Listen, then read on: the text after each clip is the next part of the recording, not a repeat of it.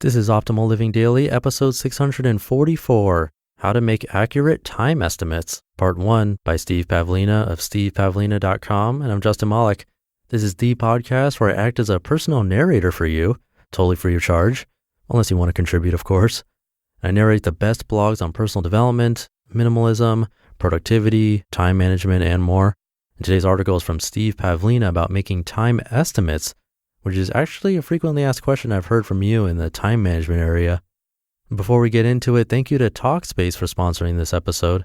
Talkspace is the online therapy company that lets you choose from over 1,500 licensed therapists. Get matched with your perfect therapist who can put you on the path to a happier life. For a special offer just for you, visit Talkspace.com/OLD.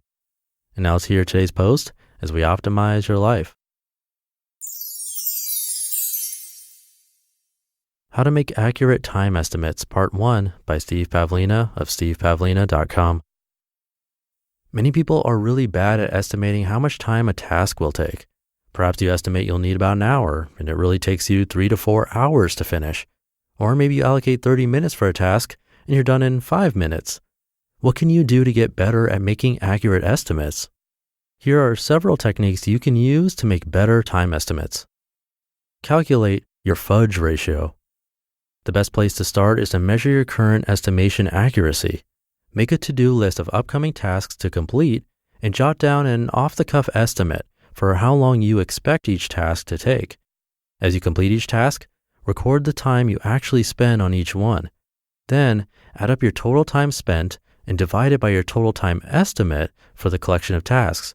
That's your fudge ratio.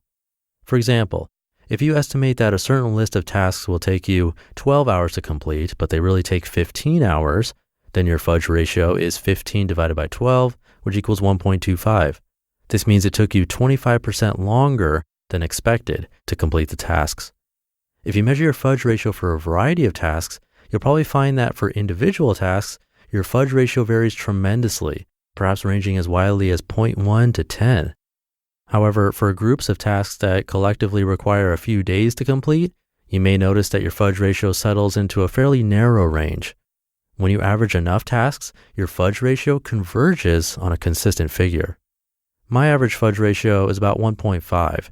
This means that whenever I make an off-the-cuff estimate for how long a task will take, on average, I'm too optimistic. The task ends up taking about 50% longer than my initial guess. For any particular individual task, my estimates may be much more inaccurate.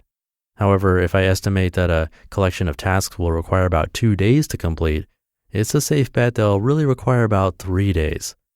Once you know your fudge ratio, you can use it to generate more accurate estimates for groups of tasks. Just add up your off-the-cuff estimates and multiply the total by your known fudge ratio. This will tend to be a fairly accurate estimate. I tend to be consistently optimistic when estimating the time required for certain tasks. Knowing my fudge ratio has not made my initial estimates more accurate. My off-the-cuff estimates are just as inaccurate as they've always been. However, when I multiply my estimates by the fudge ratio, the estimates come pretty close to the time required. This helps me budget my time better. Based on my fudge ratio, I know that if I want to complete about 8 hours of actual work in a day, I should only list about 5 hours and 20 minutes worth of tasks based on my off-the-cuff time estimates. 5 hours and 20 minutes equals 8 hours divided by 1.5. While it might seem silly to make this kind of compensation every day, in practice, it works quite well, far better than the alternative of listing 8 hours of tasks and then either pushing myself to work a 12-hour day or feeling bad that I only completed 2/3 of my tasks. Self-sabotage can make things even worse when I subconsciously know I'm trying to do the impossible. It's better to make a reasonable task list that I can actually complete by the end of the day instead of beating myself up for being bad at estimating. Even if my daily task list seems too short at first glance, it feels good to cross off the final task at the end of the day. Due to daily variations, this isn't perfectly accurate, but overall it's better than anything else I've tried, and it encourages sustainable daily rhythm without overworking or underworking. I recommend using at least 10 to 20 hours of tasks for your initial fudge ratio calculation. If you base your calculation on only a few hours of tasks, your fudge ratio may not be accurate enough. Of course, it's a good idea to recalculate your fudge ratio every once in a while. Once a quarter should be fine. It's also wise to update it whenever the nature of your work changes, such as when you begin a new project or switch companies or careers. If you want to get a little more detailed, you can calculate different fudge ratios for different kinds of work. Personally, I don't do this, but if you think it's likely that different tasks will yield significantly different fudge ratios, it may be a good idea.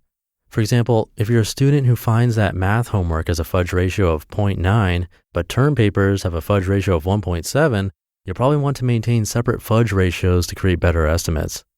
If you manage a team of people, you can calculate a fudge ratio for each member of your team, with or without their knowledge. Ask for time estimates from each team member for a collection of tasks, measure the actual time required, and calculate the fudge ratio for each team member. Whenever you get new time estimates for those team members for upcoming tasks, you can multiply their estimates by their individual fudge ratios. This will help you create a more accurate schedule for team projects. I think you'll find that people tend to err in their estimates in a fairly consistent manner. Achieve reasonable granularity.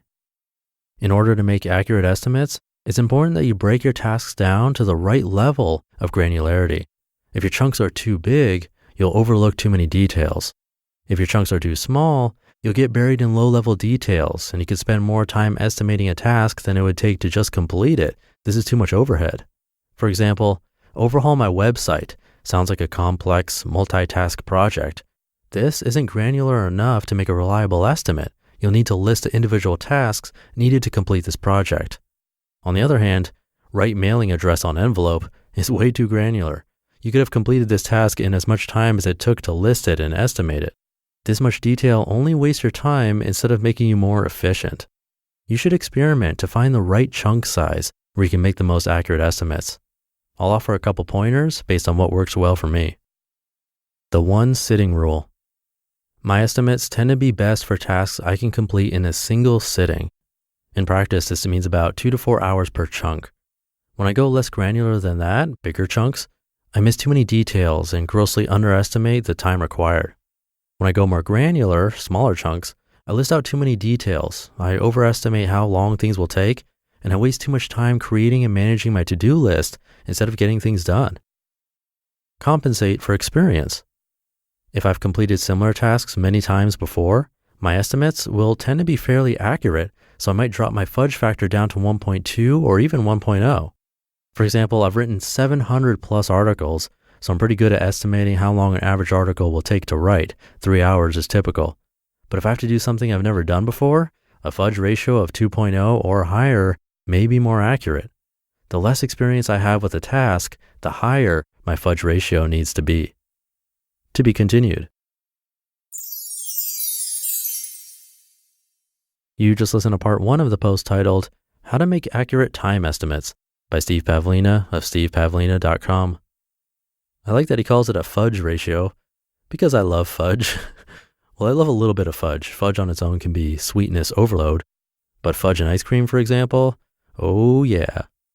Anyway, thank you to Talkspace again for keeping the show alive. Talkspace is the online therapy company that makes it easy to connect with an experienced, licensed therapist that you pick based on your preferences. Plus, it's super affordable, way less than traditional therapy, and I would know. You can send your therapist text, audio, and video messages, or even do a live video chat. I love those options. And Talkspace therapists are fully licensed. They go through a rigorous screening process. Plus, they've done thousands of hours of supervised professional training. So to match with your perfect therapist, go to Talkspace.com/old. They gave me a special offer just for you. You can use the code OLD to get $30 off your first month, all while showing support for this podcast. That's the code OLD, and you can use that at Talkspace.com/OLD. I'll keep this ending short for you. Have a very happy Friday, and I'll catch you over the weekend, where we'll continue this post and where your optimal life awaits. Hey, this is Dan from the Optimal Finance Daily podcast, which is a lot like this show, except more focused on personal finance. Justin handpicks the best posts he can find from blogs and authors like Ramit Sethi, Mr. Money Mustache, and more, and I read them to you 5 days a week. So if you enjoy this podcast, come on over and subscribe to Optimal Finance Daily too. And together, we'll optimize your financial life. You've been listening to Optimal Living Daily. Be sure to hit the subscribe button to stay up to date on each new episode and head to oldpodcast.com. That's OLDpodcast.com for a free gift as well as more actionable tips and resources to help you maximize your potential. Thanks for joining us, and remember, your optimal life awaits.